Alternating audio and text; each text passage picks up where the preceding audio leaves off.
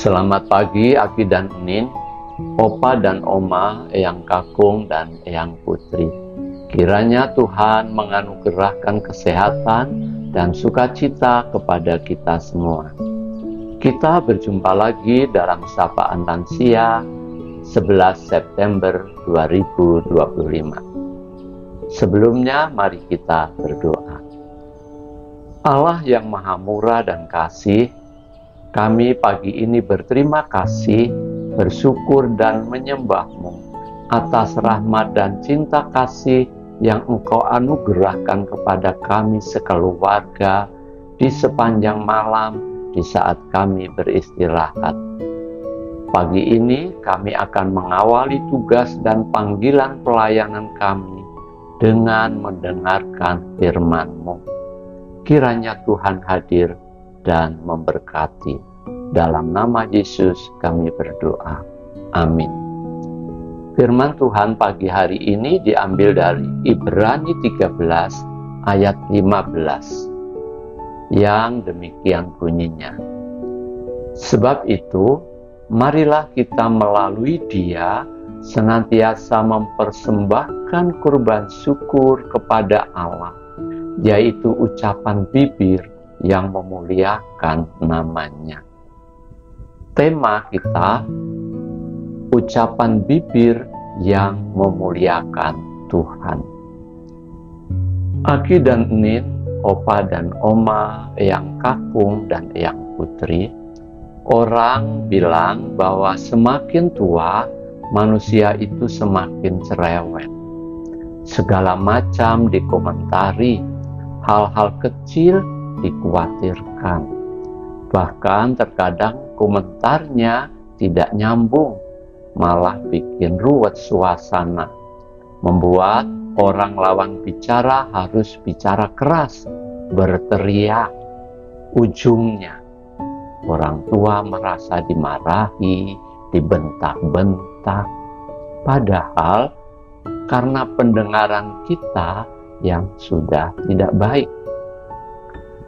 Kita tentu tahu apa arti peribahasa mulutmu harimaumu.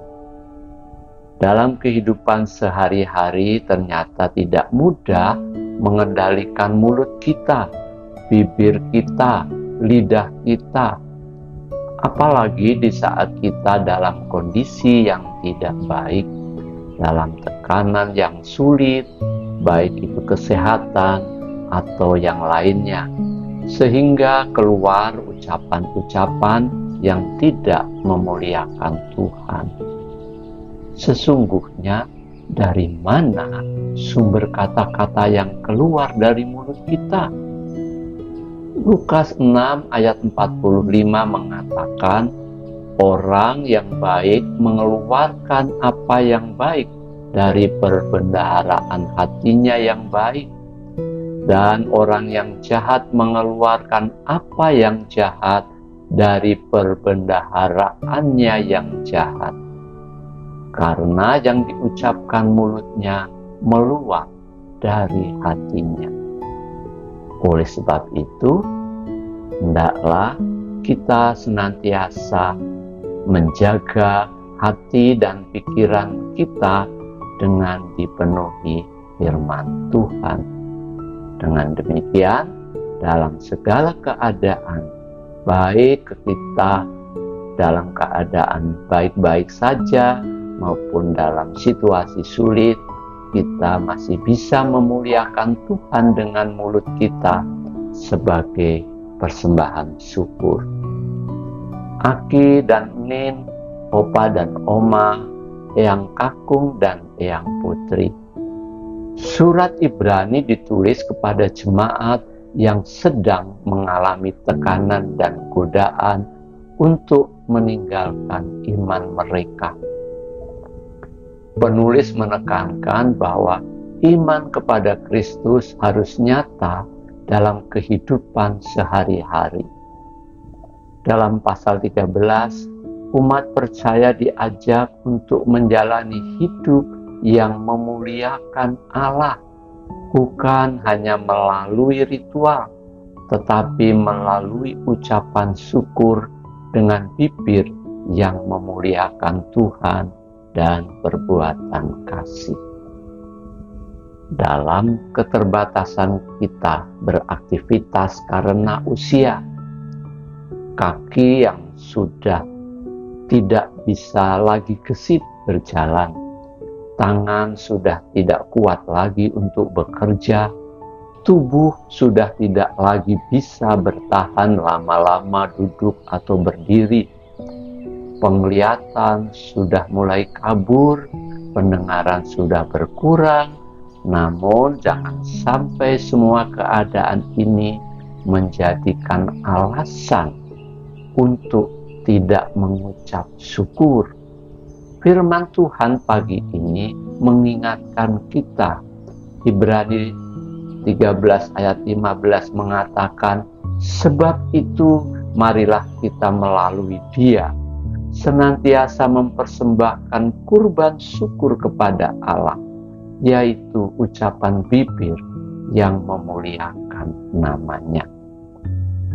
Akhirnya, masih ada yang dapat kita lakukan dalam kelemahan kita, yaitu senantiasa mempersembahkan kurban syukur kepada Allah melalui ucapan bibir yang memuliakan namanya. Di antaranya adalah 1. Menyanyikan pujian. Pujian bukanlah sekedar nyanyian pribadi, tetapi juga kesaksian hidup. Ucapan bibir yang memuliakan Tuhan melalui pujian akan memberkati orang lain. Dunia bisa melihat kuasa Kristus nyata melalui sikap hati yang selalu memuji syukur. Yang kedua, menaikkan doa. Dengan bibir kita masih mampu berdoa bagi anak-anak, cucu, persekutuan, gereja, bagi bangsa kita. Kita masih bisa berdoa bagi yang sakit, bagi yang menderita. Karena kita tahu bahwa doa orang benar bila dengan yakin didoakan sangat besar kuasanya. Yang ketiga, bersaksi. Dengan bibir dan mulut kita masih bisa bersaksi bagaimana pengalaman hidup bersama Tuhan, bagaimana penyertaan Tuhan bukan hanya di saat keadaan baik-baik saja, ketika berkat turun, tetapi juga di tengah kesulitan. Iman diuji justru ketika kita tetap memuliakan Tuhan dalam penderitaan. Apakah bibir kita lebih sering memuliakan Allah atau justru mengeluh? Kita dipanggil untuk menggunakan bibir, mulut kita menjadi ucapan syukur sebagai nafas hidup kita. Amin. Mari kita berdoa.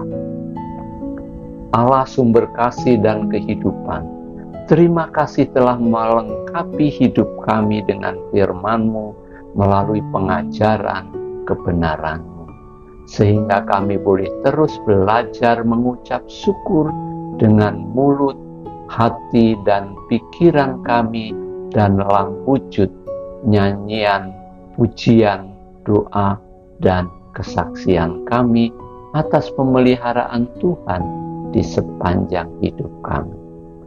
Dalam keterbatasan di usia sepuh, kami rindu untuk dapat terus melayani-Mu. Kiranya Tuhan berkenan memampukan kami. Di dalam Kristus Sang Sumber Kasih, kami berdoa. Amin.